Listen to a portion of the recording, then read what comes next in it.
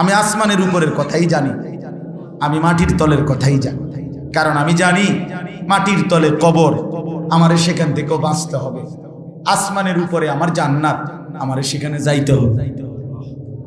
অতএব কোনো সমস্যা নাই, আমি যদি মাটির তলের কবর ঠিক করতে পারি, আমি যদি আসমানের উপরে জান্নাতের বরাদ্দ পাই, আমি কামিয়াব। অতএব এখানে ঘাবড়াইবার কিছু নাই। হুজুররা জানে কি, ওই আপনি যেদ্দুর ভাবছেন এদ্দুরে জানে, অসুবিধা কি? মনে করেন আপনি যেদ্দুর মনে করছেন এদ্দুরে জানি, মনে করেন আমি 25 গ্রাম জানি, আপনি 1000 গ্রাম জানি, ওই এদ্দুরে। আপনি দেখবেন হাসরের ময়দানে, দেখবেন কোরআন শরীফে আছে, ইন্নাল্লাযীনা আজরামু কানু মিনাল্লাযীনা আমানু ইয়াদহাকুন। আল্লাহ বলে আজকে নাফরমান দুনিয়ায় ইমানদার নেককার বান্দাদেরকে দেখে হাসে। আমি আল্লাহ ওয়াদা দিলাম, ফালইয়াউমাল্লাযীনা আমানু মিনাল কুফফারি ইয়াদহাকুন। সেদিন হাসরের মাঠে আমার ইমানদার বান্দা বেঈমানদেরকে দেখে হাসবে। আজ নাফরমান তোমরা হাসো, অচিরেই আমার ইমানদার বান্দা হাসবে। হাসবে। তুমি যারে ব্যঙ্গ করেছিলে, বিদ্রুপ করেছিলে, সেই হাসবে, আর তুমি কাঁদবে, তুমি কাঁদবে। وقالوا لو كنا نسمع أو نعقل ما كنا في أصحاب السعير। আল্লাহ বলেন জাহান্নামী নাফরমান ফেরেশতাদেরকে বলবে, হে ফেরেশতা ভাই, আমি যদি দুনিয়ার জীবনে ওই মোল্লা মৌলবীদের কথা কিছুটা শুনতাম অথবা বুঝতাম, তাহলে আজ আমি জাহান্নামী হতাম। ফাতারাফু বিদামবিহিম। নাফরমান তার জীবনের সমস্ত গুনার স্বীকৃতি দিবে। ফাসুহকাল লিআসহাবিস সাঈর। ফেরেশতা তখন লাথি দিয়া বলবে, দূর হ শয়তান, যা নাফরমান, জাহান্নামে যা। কাইন্দা আর কোনো লাভ নাই, চিল্লাইয়া আর কোনো লাভ নাই, আমারে শুনাইয়াও আর কোনো লাভ। হ্যাঁ, কোরআন শরীফ আছে, ওয়া নাদাউ ইয়া মালিকু লিয়াকদি আলাইনা রাব্বুক ক্বালা ইন্নাকুম মাকিসুন। জাহান্নামী নাফরমান ফেরেশতাকে ডাক দিয়া বলবে, ফেরেশতা তোমার আল্লাহরে কদ্দুর কও না, আমার জাহান্নামের এই আগুনে না জ্বালাইয়া একেবারে মৃত্যু দিয়া শেষ করে দিতে। ওরে বলো না, আল্লাহরে কদ্দুর কও না, আমি আর পারছি না ভাই। জাহান্নামীকে তখন ফেরেশতা বলবে, ক্বালা ইন্নাকুম মাকিসুন। না বেঈমান, এখানে মৃত্যু নাই, তোমাকে অনন্তকাল এভাবেই থাকতে হবে, এখানে অনন্তকাল এভাবেই থাকতে হবে। আম আবরামু আমরান ফাইন্না মুবরিমুন। এখানে একটা সাংঘাতিক কথা আল্লাহ বলছে, বান্দা আমি তোমাকে শাস্তি দেব কি সেটা আমি রেডি রাখছি, তুমি আমার থেকে বাঁচবা কেমনে তুমি রেডি করো। এই আয়াতের সরাসরি অর্থ বুঝেন নাই কথা। আমি তোমারে কি কি শাস্তি দেব আমি রেডি করে ফেলছি, আমার জাহান্নাম। এবার তুমি বাঁচবা কেমনে আমার থেকে, তুমি রেডি করো। আল্লাহ চ্যালেঞ্জ ঘোষণা দিচ্ছে, বান্দা ঠিক আছে, লড়াই করছো আমার লগে, ঠিক আছে, করো করো বান্দা। নিজের দিলের মধ্যে কথা ঢুকা দরকার, তাইলে ধীরে ধীরে জিন্দেগি পরিবর্তন হয়। বাস্তবিক অর্থেই এটা কথা যে আল্লাহর কোরআন মানুষের পরিবর্তনের জন্য, জিন্দেগি সাজাবার জন্য, জীবন গড়ার জন্য। কোরআন ব্যতীত, রাসূলুল্লাহ সাল্লাল্লাহু আলাইহি সাল্লামের সুন্নাহ ব্যতীত অন্য কোনোভাবে জীবন গড়া যায় না, জীবন সাজানো যায় না। বৈষয়িক দুনিয়ার বাকি পড়ালেখার দ্বারা ভদ্রচিত উপার্জনের বিভিন্ন কলা কৌশল পদ্ধতি শেখা যায়, কিন্তু আলোকিত মানুষ, সুন্দর একটি জিন্দেগি, এটা শুধুই কেবল কোরআন এবং সুন্নাহর মাধ্যমেই গড়া যায়। এটা বাড়াবাড়ি কথা না, এটাই ইনসাফের কথা, এটাই যুক্তিসঙ্গত কথা। যদি কারো যুক্তি তর্ক দরকার হয় আমরা তার সাথে প্রমাণ করতে রাজি। মানে বাকি যত জেনারেল পড়ালেখা আছে তার দ্বারা দুনিয়া উপার্জনের ভদ্রচিত নিয়ম কানুন শেখা যায়, সুন্দর স্টাইলে উপার্জনের পদ্ধতি জানা যায়। মানুষ যেটা দ্বারা হয়, ইনসান হয়, আলোকিত মানুষ হয়, সেটা শুধুই কোরআনের। অন্য কিছু দ্বারা হবে না। বাংলা বই দ্বারা আলোকিত মানুষ হয় না, উপার্জনের পদ্ধতি জানা যায়। অঙ্ক, ইংরেজি, পদার্থ, জীববিজ্ঞান, রসায়ন বিজ্ঞানের বই দ্বারা আলোকিত মানুষ গড়া যায়। এখন প্রশ্ন হলো, আলোকিত মানুষের আবার তফাৎ আছে। কারো কাছে দুনিয়ার এই রং তামাশা এটাই আলো, আর কারো কাছে আখেরাতের আলোটাই হচ্ছে আলো। এইখানে কোরআনুল কারীমের মধ্যে জন্য আল্লাহ তাআলা বলছেন, ফামান লাম ইয়াজআলিল্লাহু লাহু নূরান ফামা লাহু মিন নূর। সরাসরি কোরআনের আয়াত। আল্লাহ বলেন, আমার আলো যে পেল না, ফামা লাহু মিন নূর, তার জন্য কোথাও কোনো আলো নেই। তাহলে সোজা বাংলা আয়াত। আল্লাহ বলেন, আমার আলো যে পেল না, তার জন্য আলো নেই, কোথাও কোথাও আলো নাই। আল্লাহ তাআলা কোরআনুল কারীমে বলছেন, ওয়ামান ইউদ্লিলিল্লাহু ফামা লাহু মিন হাদ। আল্লাহ যাকে পথভ্রষ্ট করে দিলেন, ফামা লাহু মিন হাদ, তার জন্য কোথাও কোনো পথ প্রদর্শক নেই। তাহলে সোজা কথা, আল্লাহ পাক কাউকে গুমরাহ করে দিলে, আল্লাহর পথ থেকে বিচ্যুত হয়ে গেলে, তার জন্য কোথাও কোনো পথ প্রদর্শক নাই। কোরআন শরীফে আছে, আল্লাহ তাআলা বলেন, আন্না হাদা সিরাতী মুস্তাকিমান ফাত্তাবিউহু। নিশ্চয়ই এটাই আমি আল্লাহ তাআলার সিরাতে মুস্তাকিম, এই কোরআনকে বলছি। ফাত্তাবিউহু, তোমরা একেই অনুসরণ করো। ওয়ালা তাত্তাবিউস সুবুল, তোমরা ভিন্ন কোনো একাধিক রাস্তায় অনুসরণ করো না। ফাতাফাররাকা বিকুম আন সাবিলিহি, তাহলে অন্য রাস্তা তোমাদেরকে সিরাতে মুস্তাকিম থেকে, জান্নাতের রাস্তা থেকে, সফলতার রাস্তা থেকে বিচ্ছিন্ন করে দিন। যালিকুম ওয়াসাকুম বিহি, আল্লাহ বলেন এটা কিন্তু আমি আল্লাহর ওসিয়ত করলাম আমি আল্লাহ এটা। অতএব প্রিয় বন্ধু, অন্য পথে রাস্তা নাই,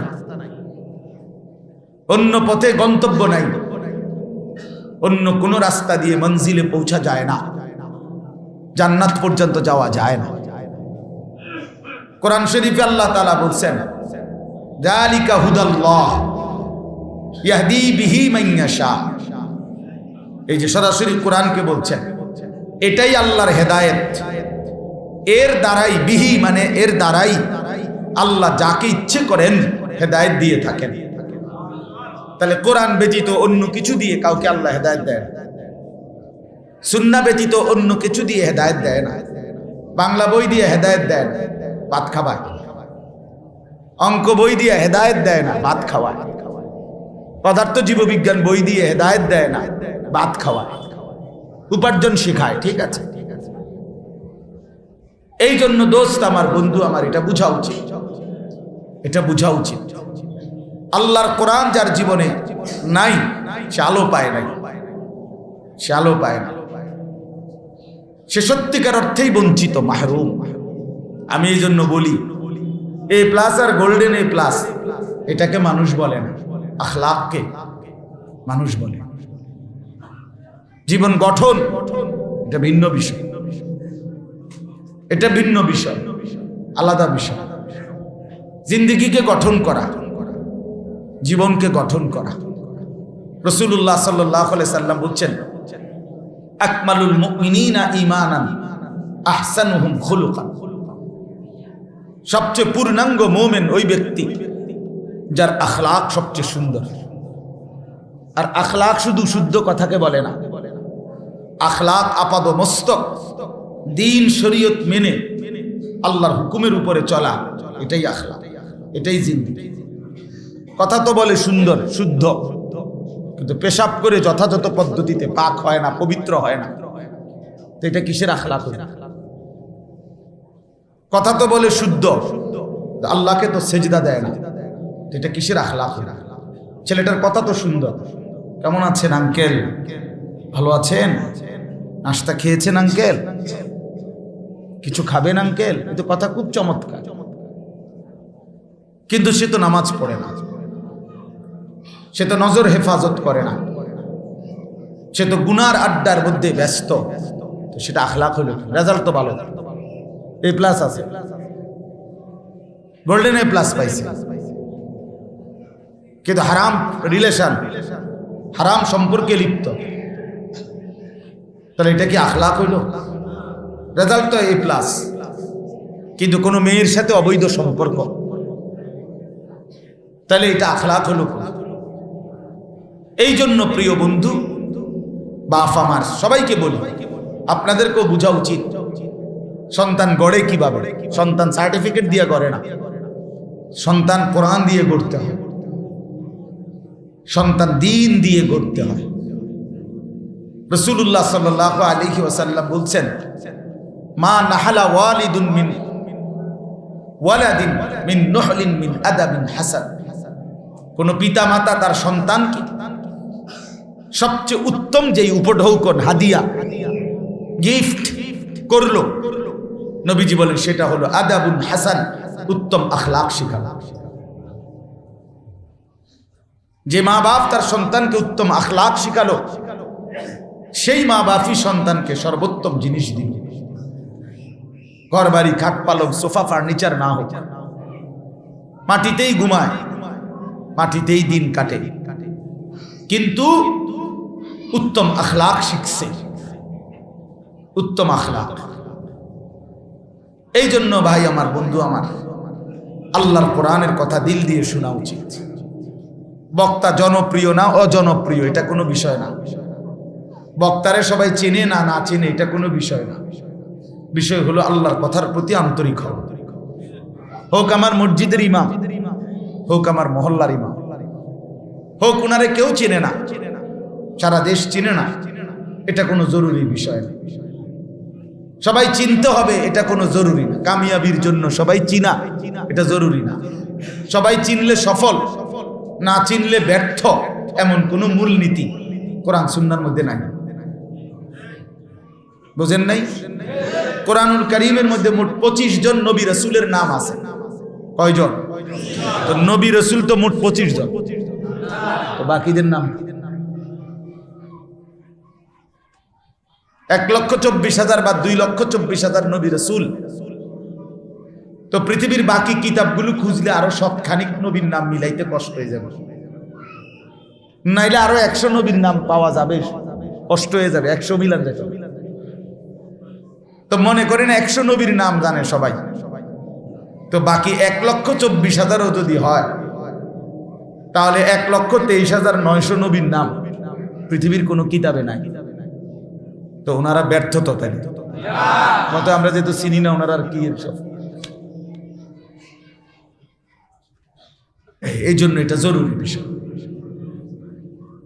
রাসূলুল্লাহ সাল্লাল্লাহু আলাইহি সাল্লাম বিদায় হজ্জের ভাষণ দিয়েছিলেন। হজ্জের বছর, নিজের 10ম হিজরিতে ইন্তেকালের আগের বছর, তখন আরাফাতের ময়দানে নবীজির হজ্জের ভাষণে নবীজির সামনে ছিলেন 1.25 লক্ষ সাহাবী। কিন্তু পৃথিবীর কোন কিতাবে, আসমানের নিচে জমিনের উপরে, গোটা পৃথিবীতে কোন কিতাবে, সব কিতাব মিলাইয়াও 2-4-5 হাজার সাহাবীর নাম পাওয়া যাবে না, নাই। সর্বোচ্চ 313 জন সাহাবীর নাম, বদরি সাহাবী যারা বদরের যুদ্ধে অংশগ্রহণ করছে, উনাদের নাম একসাথে আছে। আর আরো কিছু হবে, তাহলে আরো 2-4-500-1000 সাহাবীর নাম নালে পাইলাম, একেবারে 5000 সাহাবীর নাম পাইলাম, আর নাই তো 10,000 সাহাবীর নাম খুঁজা পাইলাম। তো বাকি 1,15,000 সাহাবী যারা হজ্জের মধ্যে ছিল, আর সাহাবীরা তো সবাই হজে গেছে না, বুড়া বাচ্চা থাকতে পারে, বাচ্চা থাকতে পারে, মহিলা থাকতে পারে, বাড়িঘরের এই বছর তাকে কাজ আয়া সবাই গেছে কেন, তাইলে ওরাও তো আছে। তাহলে এই বিপুল সংখ্যক সাহাবীদের নাম যে পৃথিবীতে নাই, তো ওনারা ব্যর্থ, আমরা যে জানি না ওনাদের নাম। এই জন্য প্রিয় বন্ধু, এটা বোঝা উচিত, দোস্ত আমার, এটা বোঝা উচিত যে আল্লাহর কথার প্রতি মনোযোগী হওয়া। আল্লাহ তাআলার ইচ্ছা এটা, আল্লাহ কখনো কাউকে 10,000 মানুষের সামনে বলার সুযোগ দিছে, কাউকে 10 জনের সামনে বলার সুযোগ দিছে। খোদার কসম, দুইটাই আল্লাহ তাআলার দেওয়া তৌফিক। আমি আনিসুর রহমান তো কখনো আমি 50 জন 10 জন মানুষের সামনেও ভরপুর বয়ান করছি, 4 ঘন্টা বয়ান করছি, 12 জন 14 জন মানুষ। কি হয়েছে? সেই সময় আমি ব্যর্থ ছিলাম নাকি? এখন একটু শ্রোতা বাড়ছে, এটা খুব সফল হয়ে গেছি নাকি? দোস্ত আমার এটা বুঝা উচিত। সফলতা কিংবা ব্যর্থতা সংখ্যার উপরে না, আল্লাহ তাআলার গ্রহণ করার উপর। ফামান যুহজিহা আনিন নার ওয়া উদখিলাল জান্নাতা ফাকাদ ফাজা। সরাসরি কোরআনের আয়াত, সবাই বুঝেন। নিয়মতান্ত্রিক গতানুগতিক প্রতি বছর করতে হয় একটা মাহফিল, এই জন্যই শুধু যেন মাহফিল না হয়। ইন্তেজামওয়ালাদের কাছেও আমার বিনীত অনুরোধ, আয়োজকদের কাছেও যে বাপ এটা ফিকির রাখবেন, উম্মতের পরিবর্তন হচ্ছে কিনা। রুগী তো 14 দিন পরে ডাক্তার নিচে লিখে দেয় 14 দিন পরে দেখা করবেন, 21 দিন পরে দেখা করবেন, 1 মাস পরে দেখা করবেন। পরবর্তীতে তো আবার রুগীর হালাত ডাক্তার সাহেব খেয়াল করে পরিবর্তন আছে কিনা, তাহলে ওষুধ চেঞ্জ করে, নতুন ওষুধ দেয়। তাহলে আমাদের লক্ষ্য করা উচিত আমার শ্রোতার হালাত কি, আমার মহল্লার হালাত কি। বছরের পর বছর ওয়াজ হলো কিন্তু উম্মতের কোনো নড়াচড়া নাই, তাহলে কি লাভ হলো ভাই? এক এক সময় এক একজন জনপ্রিয়, যে এবার কে মাঠে জনপ্রিয় তারে আনো, মানুষ হোক, শুধু মানুষ হোক, বুট বাদাম চটপটি খানা দানা একটা হই হুল্লুর হইল, একটা উড়াদুরা তুফান তাফান হইল, লোক হইছে, একটা হুলুস্তুল গেছে, হুঁশা ছিল না বেটা মাহফিলটার মধ্যে, যে একটা কারবার গেছে, এই শেষ। এটাই মাহফিল বলে? ছেলেরা আমি মাহফিলের আসার জন্য একজন রাহাবার আসতে কইছি, মোটর সাইকেল দিয়ে পথ দেখাবার, হেরা গেছে মনে ফোনসার। প্রতি মোটর সাইকেলে 2 জন করে হলে তাহলে 100 জন। আমি ড্রাইভারের বলছি তুমি সর্বোচ্চ গতিতে চালাও, এরা বাতাসের মতো আইও আমার লগে পায় না। বেচারা রাগ হয়ে গেছে। আমি তারে এক চাইতে বড় ধমক দিছি যে আমি তো তোমারে আসতে বলি নাই, তোমার ঘরে কোনোদিনও বলি নাই কাউরে।